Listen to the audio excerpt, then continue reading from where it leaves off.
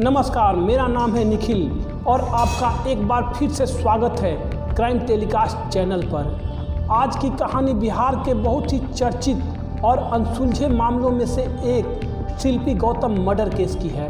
हो सकता है कि यह कहानी आपको बिहार के बहुत ही चर्चित बॉबी कांड की याद दिला दे। तो चलिए कहानी शुरू करते हैं विस्तार से। 5 अगस्त 1997 को एक याचिका के सुनवाई के दौरान पटना हाई कोर्ट ने बिहार को पहली बार जंगल राज कहा था। तब पटना हाई कोर्ट ने कहा था कि बिहार में सरकार नाम की कोई चीज़ नहीं है, बल्कि बिहार में जंगल राज है। आज की कहानी भी उसी दौर की है। उस समय लालू प्रसाद यादव को चारा घोटाले मामले में मुख्यमंत्री पद से हाथ धोना पड़ा था और लालू यादव की जगह उनकी पत्नी राबड़ी देवी को बिहार की गद्दी पर बैठाया गया। राबड़ी देवी जब मुख्यमंत्री बनी तो उनके भाई यानी लालू यादव के साले साधु यादव का बिहार के राजनीति में दबदबा बढ़ गया। साधु यादव उस समय गोपालगंज से विधायक थे। उस समय बिहार में आरजेडी की लहर थी, तो बहुत सारे लोग आरजेडी से जुड़ना चाहते थे और ख़ास तौर से साधु यादव से, क्योंकि वह मुख्यमंत्री के भाई थे और उस समय पार्टी में उनकी धाक थी। उसी समय एक युवक बिहार की राजनीति में अपना भविष्य संवारने के लिए आरजेडी के युवा शाखा से जुड़ गया। 27 वर्षीय इस युवक का नाम था गौतम सिंह। गौतम सिंह के पिता का नाम था बीएन सिंह। बीएन सिंह अपने फैमिली के साथ लंदन में रहते थे। गौतम सिंह और उनकी फैमिली के बारे में इंटरनेट पर बहुत ही कम जानकारियाँ उपलब्ध है। इस केस के बारे में भी मुझे इंटरनेट पर बहुत कम जानकारियाँ मिली, यहाँ तक कि गौतम सिंह की कोई तस्वीर भी नहीं मिल पाई। खैर, जितना भी मिला मैं आपको वो बता रहा हूँ। डॉक्टर बीएन सिंह का बेटा गौतम सिंह पटना में ही रहकर राजनीति का दांव पेच सीख रहा था और राजनीति में अपना कैरियर संवार रहा था। इतने दिनों में गौतम की साधु यादव से जान पहचान हो गई थी। साथ में उठना बैठना भी होने लगा। यहाँ तक कि कुछ रिपोर्ट्स में यह दावा भी किया गया कि गौतम सिंह और साधु यादव बिजनेस पार्टनर भी थे। दोनों साथ में एक रेस्टोरेंट भी चलाते थे। एक दिन गौतम सिंह अपनी एक बहुत ही करीबी महिला मित्र शिल्पी जैन को एक फंक्शन में ले गया। कहा जाता है कि उस फंक्शन में कई बड़े नेता शामिल हुए थे। साधु यादव भी उस फंक्शन में मौजूद थे। गौतम ने अपने दोस्त शिल्पी को सभी बड़े नेताओं से मिलाया, यहाँ तक कि साधु यादव से भी। अब इसी फंक्शन में शिल्पी गौतम मर्डर की नींव पड़नी शुरू हो गई थी और इसकी भनक ना ही शिल्पी को लगी और ना ही गौतम सिंह को। शिल्पी जैन पटना के रेडीमेड कपड़ों की कारोबारी कमला एस्टेट की मालिक उज्जवल कुमार जैन की बेटी थी। 23 साल की शिल्पी जैन बहुत ही खूबसूरत और आकर्षक व्यक्तित्व की लड़की थी। वो मिस पटना भी रह चुकी थी। उसने पटना वीमेंस कॉलेज से ग्रेजुएशन कंप्लीट किया था। उसे कॉलेज की फेयरवेल में क्वीन के खिताब से नवाजा गया था। कॉलेज की पढ़ाई खत्म करने के बाद वो कंप्यूटर क्लास कर रही थी। यह दावा किया जाता है कि शिल्पी और गौतम गर्लफ्रेंड बॉयफ्रेंड थे। साल 1999 के जुलाई महीने की 2 तारीख थी। शिल्पी कंप्यूटर क्लास के लिए घर से निकली। दोपहर 2 बजे के करीब क्लास जाने के लिए उसने रिक्शा लिया। अभी शिल्पी बीच रास्ते में ही पहुंची थी कि उसे गौतम सिंह का एक दोस्त मिल गया, जिसे शिल्पी भी अच्छी तरह से जानती थी। उस लड़के ने जोर देकर शिल्पी से कहा कि तुम मेरी कार में बैठ जाओ, मैं तुम्हें क्लास में छोड़ दूंगा। शिल्पी इस रिक्वेस्ट को मना नहीं कर पाई और वह रिक्शा से उतरकर कार में बैठ गई। अब शिल्पी और गौतम के उस म्यूचुअल दोस्त ने अपनी कार को शिल्पी की क्लास की तरफ ना ले जाकर पटना शहर से बाहर फुलवारी शरीफ नाम की एक जगह की ओर मोड़ दिया। आपको बताते चले कि फुलवारी शरीफ में ही साधु यादव का निवास स्थान था। अब गाड़ी को दूसरे रास्ते पर जाते देख शिल्पी ने उस लड़के से कहा कि मुझे कंप्यूटर इंस्टीट्यूट जाना है और तुम मुझे किसी और जगह ले जा रहे हो। तब उस लड़के ने कहा कि हम फुलवारी शरीफ जा रहे हैं और वहाँ पर गौतम भी है। अब गौतम का नाम सुनने के बाद शिल्पी नॉर्मल हो गई। वो लड़का शिल्पी को फुलवारी शरीफ के एक गेस्ट हाउस में ले गया। वह गेस्ट हाउस उस समय कुछ बड़े लोगों का अयाशी के अड्डे के रूप में बदनाम था। अब इधर शिल्पी को अपने घर से निकले काफ़ी समय हो गया था। दोपहर से शाम हो गई पर शिल्पी अपने घर नहीं गई। घर वालों ने शिल्पी को हर उस जगह ढूंढा जहां पर शिल्पी जा सकती थी, पर शिल्पी नहीं मिली। घर वालों ने गौतम सिंह से भी संपर्क किया पर शिल्पी गौतम के साथ भी नहीं थी। जब गौतम सिंह को शिल्पी की लापता होने की खबर मिली तो वह बहुत ही परेशान हो गया। गौतम ने भी हर जगह शिल्पी के बारे में पता करना शुरू कर दिया। आखिरकार गौतम को किसी से यह पता चल गया कि शिल्पी को फुलवारी शरीफ के गेस्ट हाउस में ले जाया गया है। फुलवारी शरीफ के उस गेस्ट हाउस का नाम सुनते ही गौतम सिंह की हालत खराब हो गई। वह जानता था कि वह गेस्ट हाउस किस कारणों के लिए कुख्यात है और वहाँ शिल्पी के साथ क्या हो सकता है।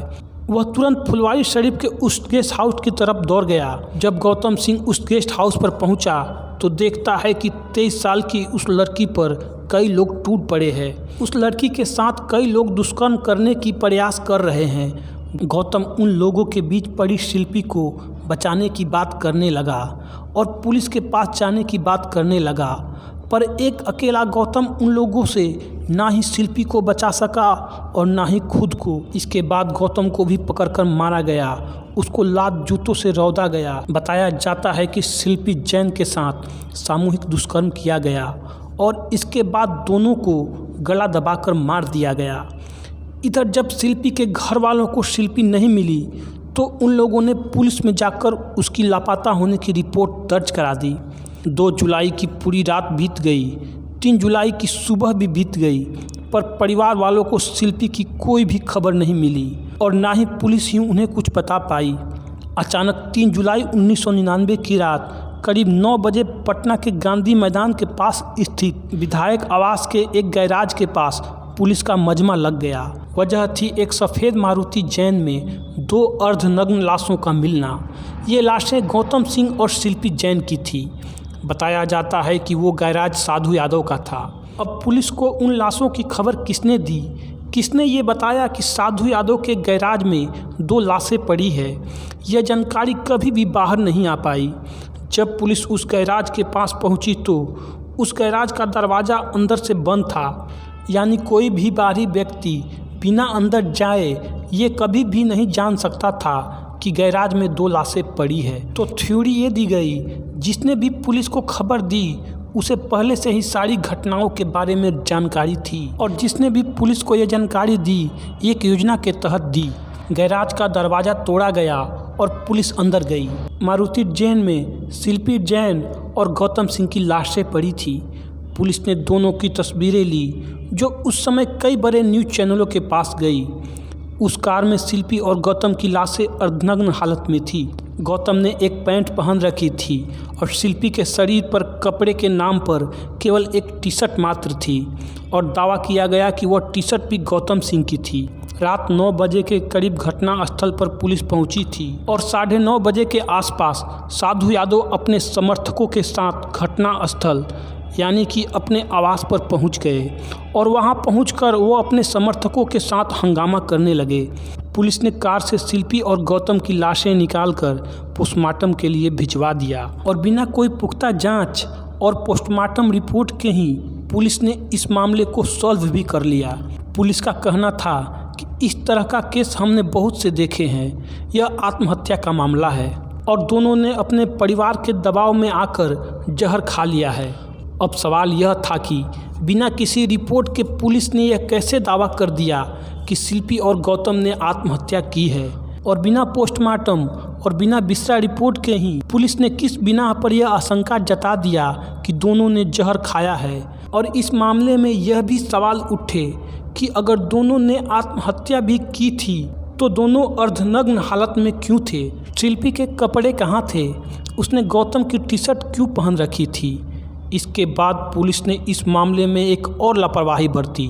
जिस कार में शिल्पी और गौतम की लाश मिली थी, जिसमें कातिल के सबूत हो सकते थे, उसके फिंगरप्रिंट्स भी मिल सकते थे, बेहद लापरवाही दिखाते हुए पुलिस ने उस कार को एक पुलिस कांस्टेबल के द्वारा ड्राइव करवाकर पुलिस थाने भिजवा दिया, जबकि ऐसा नहीं होना चाहिए था। इस तरह पुलिस ने कार से फिंगरप्रिंट मिटवा दिए जो कि कातिल के हो सकते थे। ऐसे मामले में उस कार को बहुत ही सावधानी से सबूतों का ध्यान रखते हुए उसे खिंचवाकर पुलिस थाने ले जाना चाहिए था, पर पुलिस ने ऐसा नहीं किया। इतना तेज रिपोर्ट देने के मामले में पटना पुलिस चर्चा में आ गई। इतना ही नहीं, गौतम के परिवार वाले जो कि विदेश में रहते थे, उनकी गैर मौजूदगी में ही गौतम का पोस्टमार्टम करवाकर 3 जुलाई को रात को ही उसका अंतिम संस्कार कर दिया गया। वो दौर सचमुच का जंगल राज था। पर जब शिल्पी और गौतम का पोस्टमार्टम और फोरेंसिक रिपोर्ट आई तो पटना पुलिस की बहुत ही किरकिरी हुई। उस रिपोर्ट के अनुसार शिल्पी के बॉडी पर सीमेन के निशान पाए गए थे, जो कि 1 से अधिक व्यक्तियों के थे। ये रिपोर्ट खुलासा कर रही थी कि शिल्पी के साथ दुष्कर्म हुआ था, और वह भी 1 से अधिक व्यक्तियों के द्वारा। शिल्पी और गौतम के शरीर पर जूतों के निशान भी पाए गए, जैसे उनके साथ मारपीट की गई हो। रिपोर्ट में इतना सब खुलासा होने के बाद भी पुलिस ने यह कह दिया कि शिल्पी के बॉडी पर मिले दाग पसीने के हैं, ना कि सीमेन की। न्याय न मिलते देख शिल्पी के परिवार वालों ने 6 दिन बाद यह दावा किया कि शिल्पी की हत्या हुई है, ना कि उसने आत्महत्या की थी। शिल्पी के घर वालों ने सरकार से सीबीआई से जांच की मांग की। इस मामले को लेकर राजनीति भी गर्मा गई थी। विपक्ष इस मामले को लेकर राबड़ी सरकार को घेरने में लग गई थी, क्योंकि इस मामले में मुख्यमंत्री के भाई का नाम भी आया था। सितंबर 1999 में इस केस को सीबीआई को ट्रांसफ़र कर दिया गया। इंसाफ की बूझती हुई लौ को एक जोर मिल गया। एक आस बंध गई कि शिल्पी और गौतम सिंह को न्याय अब मिल जाएगा। सीबीआई ने अपनी जांच शुरू कर दी। सीबीआई ने पोस्टमार्टम के समय शिल्पी के बॉडी पर पाए गए सीमेन को लैब में जांच के लिए भेज दिया। कई न्यूज़ रिपोर्ट्स में यह दावा किया जाता है कि सीबीआई शिल्पी के बॉडी पर पाए गए सीमेन का डीएनए मिलान करना चाहती थी। इसके लिए वो साधु यादव के पास पहुंची, पर साधु यादव ने सीबीआई को अपना ब्लड सैंपल देने से मना कर दिया था। पता नहीं सीबीआई इसके खिलाफ कोर्ट क्यों नहीं गई। धीरे धीरे समय बीतता गया, पर इस बीच बिना साधु यादव के डीएनए मिलान के ही सीबीआई की जांच चलती रही। शिल्पी गौतम मर्डर के करीब 4 साल बाद साल 2003 में सीबीआई ने अपनी अंतिम रिपोर्ट कोर्ट में जमा किया और अदालत से इस मामले को बंद करने की गुहार लगाई। कुछ न्यूज़ रिपोर्ट्स यह दावा करते हैं कि सीबीआई की जांच रिपोर्ट भी वही कह रही थी जो पटना पुलिस ने अपने जांच में कही थी। पटना पुलिस की तरह सीबीआई का भी यह दावा था कि शिल्पी के बॉडी पर मिले दाग पसीने के ही थे और दोनों ने जहर खाकर आत्महत्या की थी। जबकि टाइम्स ऑफ इंडिया के रिपोर्ट्स में है कि सीबीआई के अनुसार पटना फोरेंसिक साइंस लेबोरेटरीज के विशेषज्ञों ने यह पाया था कि एल्युमिनियम फास्फाइड नामक जहर दोनों की मौत का कारण था। एल्युमिनियम फास्फाइड को आमतौर पर सेल्फास या सल्फास के नाम से भी जाना जाता है, जिसका उपयोग अनाज के संरक्षण में किया जाता है और यह अत्यंत ही जहरीला होता है।